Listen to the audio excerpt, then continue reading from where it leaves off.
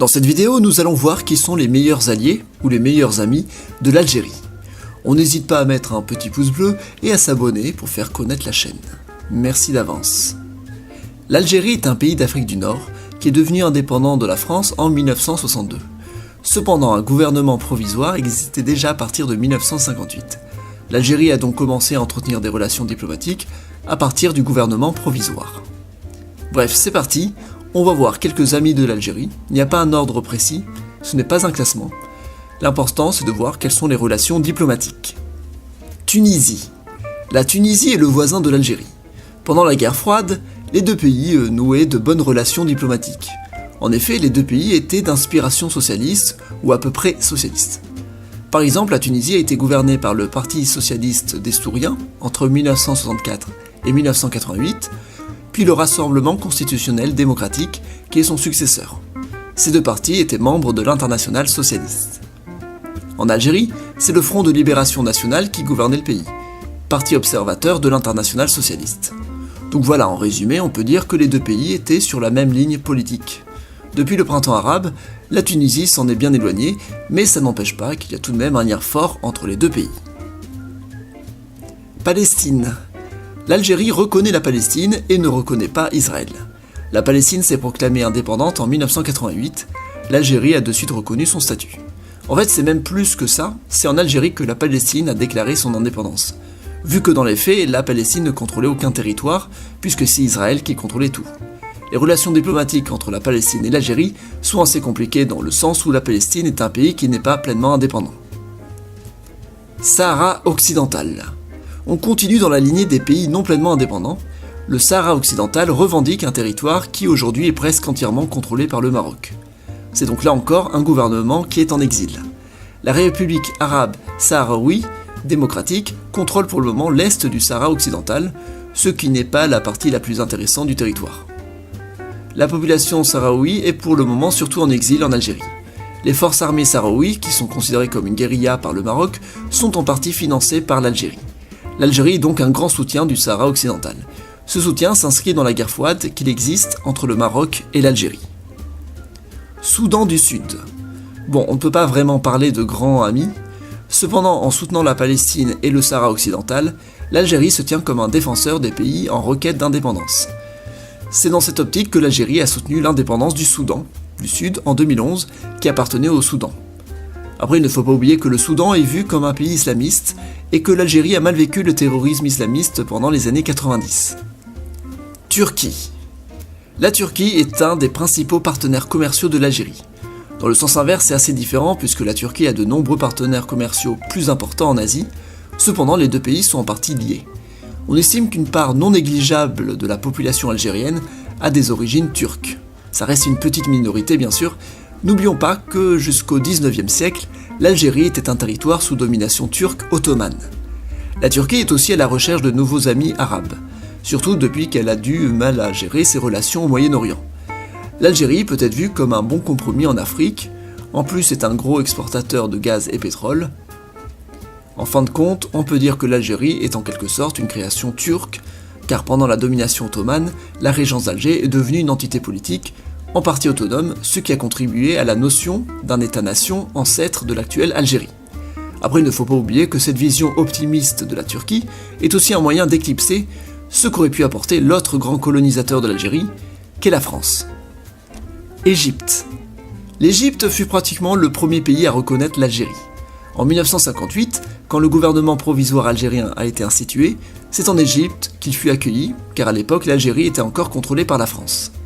L'Égypte de Nasser fut donc le plus célèbre soutien à l'Algérie pendant la guerre d'indépendance.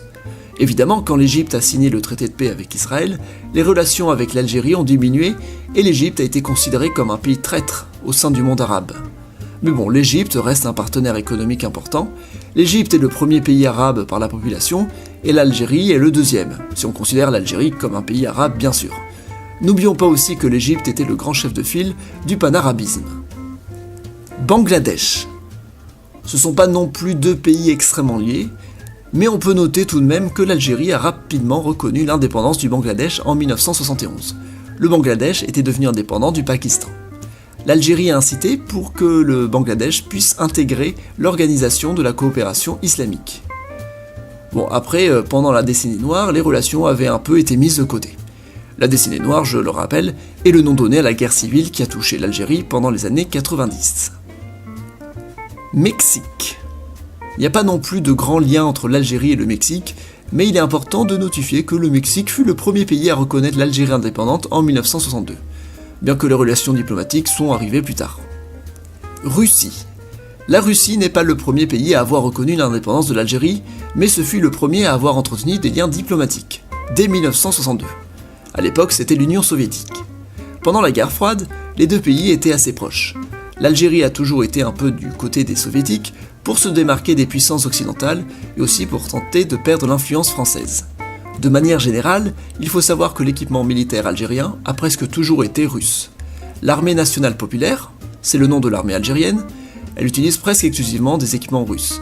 Les chars sont de fabrication russe, les avions de chasse sont soit des Sukhoi soit des MiG, des avions russes dans tous les cas, et dans la marine, la plupart des bateaux sont des modèles soviétiques ou russes.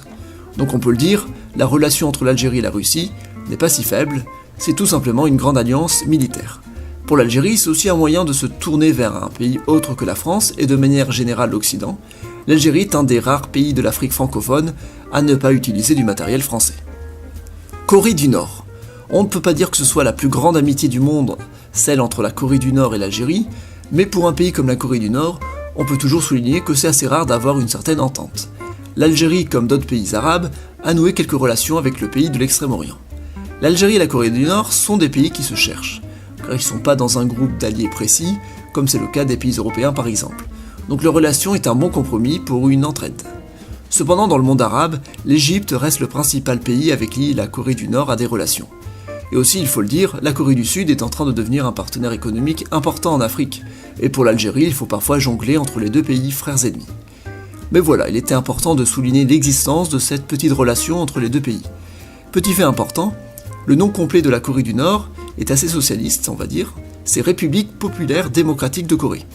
L'Algérie a presque le même nom, puisque c'est République démocratique et populaire d'Algérie. Bref, deux noms d'inspiration socialiste. Chine. La République populaire de Chine est un grand allié de l'Algérie. C'est surtout un grand partenaire économique. Mais ça, c'est normal, c'est la Chine. Elle est un partenaire commercial très important dans le monde. Cependant, en raison de l'aspect anti-occidental de l'Algérie, sans être pleinement pro-soviétique ou pro-russe, l'Algérie a entretenu une relation assez privilégiée avec la Chine. On peut dire que dans le jeu des alliances actuelles, l'Algérie aurait plutôt intérêt à se tourner vers la Chine. En Afrique, l'Algérie a tenté de se proclamer comme une sorte de chef de file de l'indépendantisme contre la colonisation, en soutenant le Sahara occidental et le Soudan du Sud par exemple. Pour la Russie et la Chine, l'Algérie est donc devenue un acteur important auquel il fallait avoir de bonnes relations. La Chine est le premier fournisseur de produits manufacturés en Algérie, elle a réussi à dépasser la France dans les années 2000. En tout cas, récemment, il y a eu un grand geste diplomatique entre les deux pays. L'Algérie a envoyé un satellite en orbite en décembre 2017. L'Algérie n'ayant pas la capacité de le faire seule, c'est la Chine qui a envoyé le satellite. Cuba. Cuba est un pays allié de l'Union soviétique pendant la guerre froide.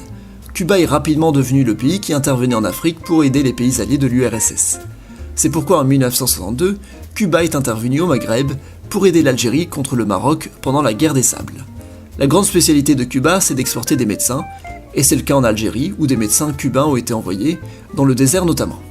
Après, en échange, l'Algérie fait ce qu'elle sait faire de mieux, exporter des hydrocarbures. France. Ah, la France. Quelle relation compliquée. J'ai fait le choix de mettre la France dans la liste des alliés de l'Algérie car la relation entre les deux pays est beaucoup trop complexe, et aussi bien des liens d'amitié que de la haine entre les deux pays. La France a colonisé l'Algérie à partir de 1830, et c'est même la France qui a créé l'Algérie moderne avec ses frontières actuelles. En 1962, l'Algérie est devenue indépendante de la France après plusieurs années de guerre. La France a fait de l'Algérie une colonie de peuplement et a récupéré des ressources. Les habitants locaux, les Algériens, ne bénéficiaient pas des mêmes droits que les Européens qui étaient venus vivre en tant que colons. Il y a donc eu un véritable système ségrégationniste. Bref, la France a tout sauf été clémente avec les Algériens.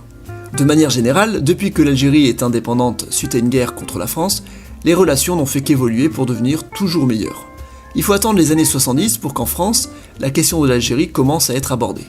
En 1983, la guerre d'Algérie entre dans le programme français. Jusqu'alors, la France ignorait cette guerre. La France a ouvert les archives de guerre en 1992, et en 1999, la France reconnaît qu'il y a bien eu une guerre entre la France et l'Algérie. Avant cette date, elle ne considérait la guerre d'indépendance comme une succession d'événements politiques ou terroristes.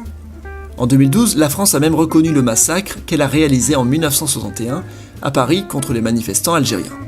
En 2005, elle avait reconnu le massacre de Sétif de 1945. Bon, en gros, la France tente de rattraper ce qu'elle a commis. D'un autre côté, elle a tout y gagné puisqu'elle veut que l'Algérie puisse redevenir un allié en Afrique. C'est pas vraiment gagné, mais les relations restent fortes pour plusieurs raisons. Premièrement, la France accueille la plus grande communauté d'Algériens à l'étranger. On estime à 5 millions les Algériens ou Français d'origine algérienne en France. C'est énorme car aucun pays n'a un nombre aussi grand d'Algériens.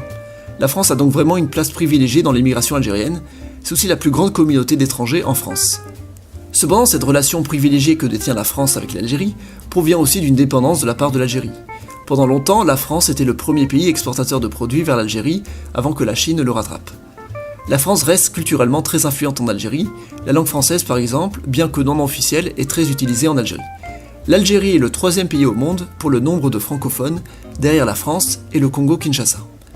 Parmi les grands projets qui démontrent la coopération française, on peut parler des tramways. La moitié des réseaux de tramways en Afrique sont situés en Algérie, et ils sont tous de conception française. Pareil pour le métro d'Alger qui est exploité par une filiale du métro parisien. Conclusion.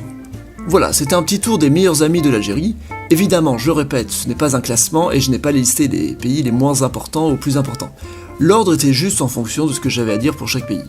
J'ai fait le choix aussi de ne pas mettre le Maroc dans la liste, bien qu'il y ait des relations entre le Maroc et l'Algérie, même si ces deux pays peuvent sembler être en guerre froide. La frontière est fermée entre les deux pays, et il faut prendre obligatoirement l'avion pour aller d'un pays à l'autre.